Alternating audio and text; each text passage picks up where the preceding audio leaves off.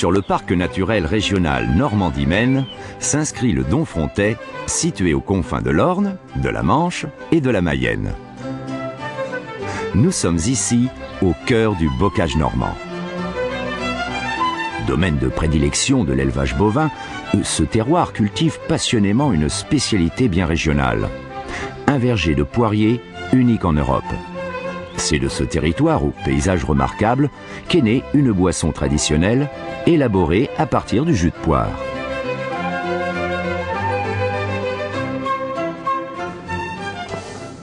Le poiré est une boisson qui est bu traditionnellement dans nos fermes, dans le Domfrontais, comme le site peut être bu sur toute la Normandie.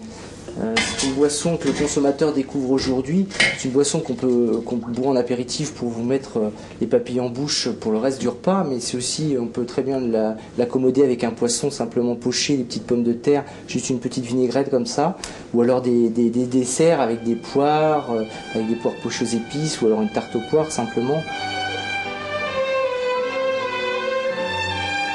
L'origine de la culture du poirier semble remonter à l'époque des Romains, qui possédaient de nombreuses variétés qu'ils savaient greffer. Selon certains historiens, les Gaulois les cultivaient déjà pour en consommer les fruits, mais aussi pour en faire une boisson fermentée.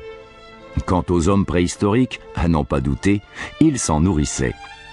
Il est certain que les variétés rencontrées aujourd'hui proviennent de l'amélioration progressive des poiriers sauvages greffés et cultivés par les paysans depuis de nombreux siècles.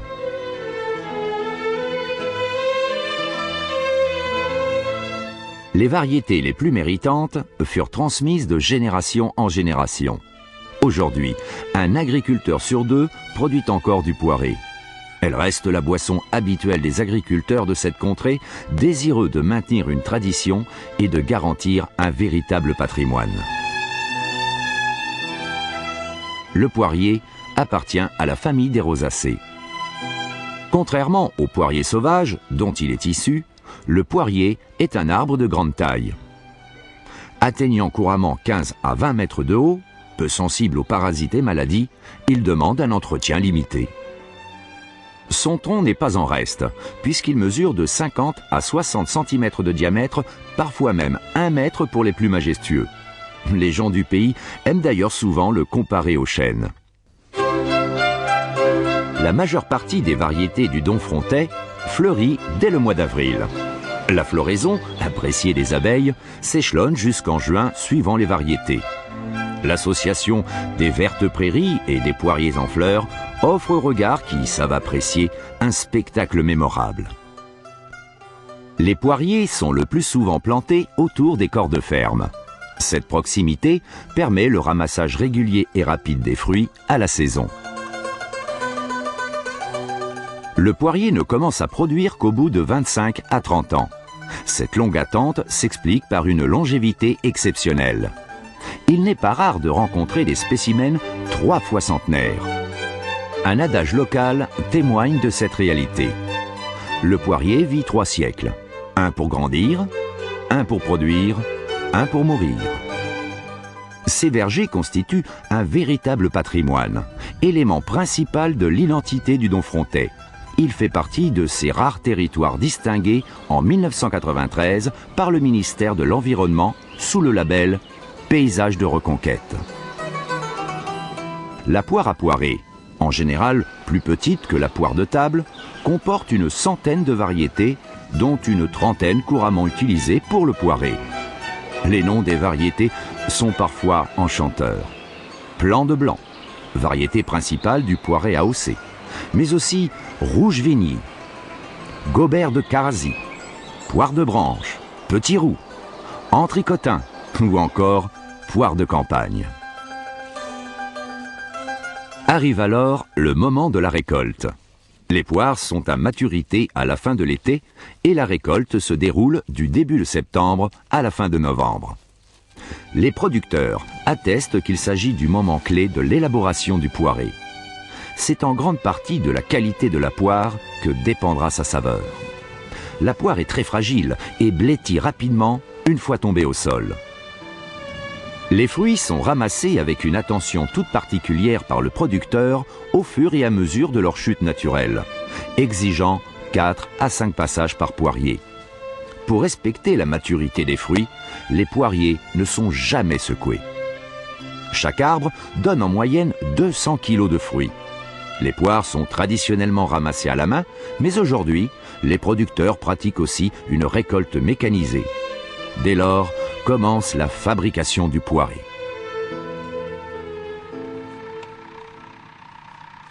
La poire, fruit délicat, ne peut être stockée. Le brassage est effectué immédiatement après la récolte et s'organise en 3 temps. Intervient le broyage des fruits, autrefois effectué dans un gadage. Le marc, ainsi obtenu, est laissé dans des bacs à l'air libre. Ce cuvage permet d'améliorer la qualité du poiré et de faciliter sa clarification. Vient ensuite le pressage qui se caractérise par la constitution de la motte. La pulpe est enfermée dans des toiles, séparées par des clayettes, placées par couches successives sur la presse. Le jus commence à couler de la motte. Il doit être extrait par un pressage mécanique relativement lent.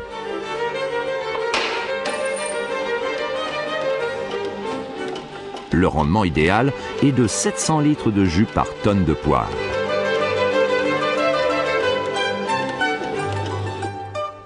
Le brassage terminé, le mou est directement mis en cuve qui remplace progressivement les tonneaux. Sous l'effet des levures, présentes naturellement dans les fruits, le mou fermente pendant au moins 6 semaines, sous l'œil attentif du producteur, jusqu'à la mise en bouteille.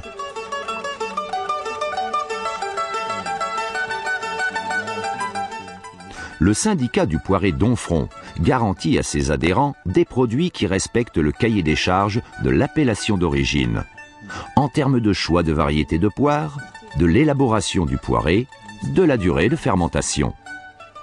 Il réalise les contrôles analytiques. L'INAO organise les commissions d'agrément servant à vérifier que le produit correspond à la typicité de l'appellation et aux normes du poiré en général.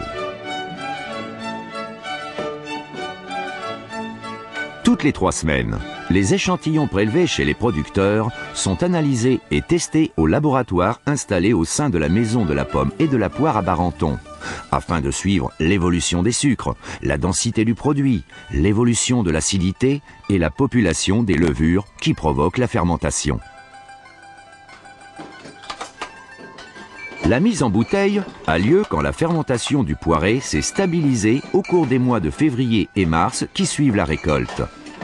Grâce aux levures encore présentes dans le poiré, une seconde fermentation se fera en bouteille. Le poiré devient pétillant. C'est ce qu'on appelle la prise de mousse.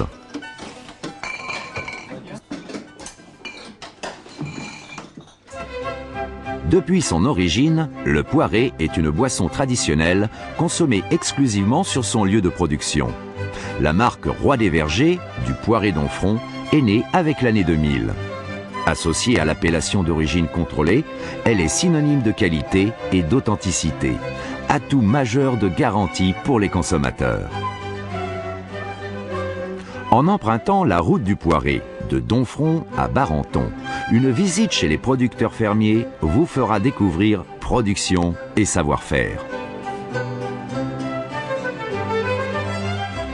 Vous passerez par la Maison de la Pomme et de la Poire, équipement du Parc naturel régional Normandie-Maine, musée de la filière cidricole, agrémenté d'un verger conservatoire.